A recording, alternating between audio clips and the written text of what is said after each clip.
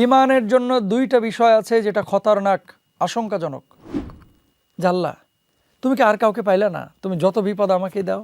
এটা কখনো পূর্ণাঙ্গ ঈমানদারের কথা হতে পারে না। অহংকার, তাকাব্বুরি তার ভিতরে যখনই আসলো, আল্লাহ সুবহানাহু ওয়া তাআলা তাকে বিতাড়িত করলেন। অসংখ্য মানুষ আমাদের সমাজে আছে যারা মৌখিকভাবে আল্লাহকে স্বীকৃতি দিচ্ছে, কিন্তু ইসলামী শরিয়ার যে অন্যান্য বিষয়গুলো আছে সেগুলোকে সে ঈমানের সাথে জড়িত পূর্ণাঙ্গভাবে বাস্তবায়ন করছে না। ঈমানের একটা অংশ কি? ওয়াল কদরি খয়রিহি ওয়া শাররিহি মিনাল্লাহি তাআলা। একটা উদাহরণ দিলে আপনারা আরও ক্লিয়ার হবেন। ভালো এবং মন্দ সব কিছু নিয়ন্ত্রণ করেন কে? আল্লাহ সুবহানাহু ওয়া তাআলা। ঘটনাচক্রে যখন এমনটা হয়ে যায় যে কোনো একটা কারণে আমার ছেলে রোড অ্যাক্সিডেন্ট করলো অথবা তার চাকরিটা চলে গেল, আমরা কি বলি? জাল্লা, তুমি কি আর কাউকে পাইলে না? তুমি যত বিপদ আমাকে দাও। এটা কখনো পূর্ণাঙ্গ ঈমানদারের কথা হতে পারে না। আল্লাহ সুবহানাহু ওয়া তাআলা এই দুনিয়ায় কখনো কখনো এই ধরনের প্রাণের বিনাশ, জীবনের ক্ষতি, ফসল ফলাদের ক্ষতি, এগুলোর মাধ্যমে বান্দাকে আল্লাহ তাআলা পরীক্ষা করে থাকেন। কিন্তু আল্লাহকে এই কথা বলার কোনো ঈমানদারের রাইট নাই যে আল্লাহ এটা করলা কেন তুমি? এটা বলা কোনো ঈমানদারের রাইট নেই, অধিকার নেই। সূরা বাকারা 2 নম্বর পারার 2 নম্বর পৃষ্ঠার শেষের অংশ আল্লাহ তাআলা বলছেন, ওয়ালা নাবলুওয়ান্নাকুম বিশাইইম মিনাল খাউফি ওয়াল জু' ওয়া নাকসিম মিনাল আমওয়ালি ওয়াল আনফুসি ওয়াস সামারাত।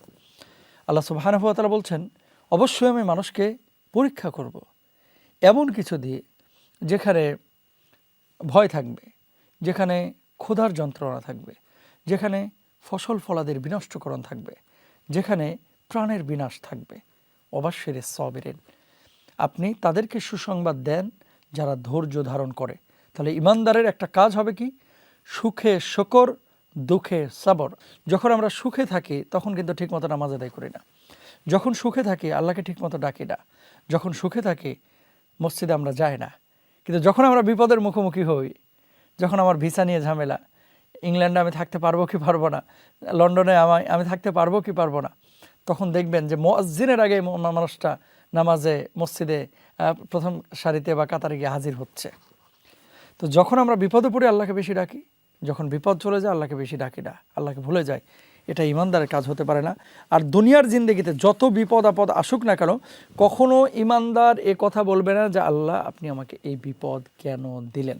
ঈমানের জন্য দুইটি বিষয় হচ্ছে খতরনাক, আশঙ্কাজনক।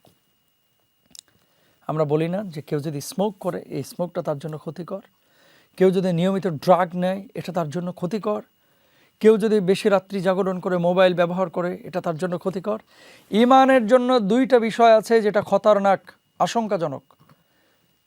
আপনি যদি বলেন যে মোহতারাম, ওই রেড বর্ডারের ভিতরে সতর্ক সংকেত দিয়ে দিতে, এটা রেড বর্ডারের ভিতরে সতর্ক সংকেত দেওয়ার মতো। দুইটা জিনিস, 1 নাম্বার হচ্ছে শয়তান আর 2 নাম্বার হচ্ছে নফস। শয়তানকে আপনি অনেক সময় চাইলে নিয়ন্ত্রণ করতে পারেন না, কিন্তু নফসকে আপনি নিয়ন্ত্রণ করতে পারেন। সেই প্রেক্ষাপটে আল্লাহ সুবহানাহু ওয়া তাআলা কোরআনুল কারীমে আয়াত নাজিল করেছেন। সুবহানাল্লাহ। আদম আলাইহিস সালাতু ওয়াস সালামকে সৃষ্টির পরে যখন শয়তানকে আল্লাহ সুবহানাহু ওয়া তাআলা, ওই যে তারা তো ফেরেশতা ছিল তখন, আল্লাহ সুবহানাহু ওয়া তাআলা বললেন যে আদমকে তুমি সিজদা করো, সিজদা করো। সে বলল যে আল্লাহ, আমি আগুনের তৈরি, সে মাটির তৈরি, তাকে আমি কিভাবে সিজদা করব? এই যে ইগো, ব্যক্তিত্ব, অহংকার, তাকাব্বুরি তার ভিতরে যখনই আসলো, আল্লাহ সুবহানাহু ওয়া তাআলা তাকে বিতাড়িত করলেন আল্লাহর আসমান থেকে।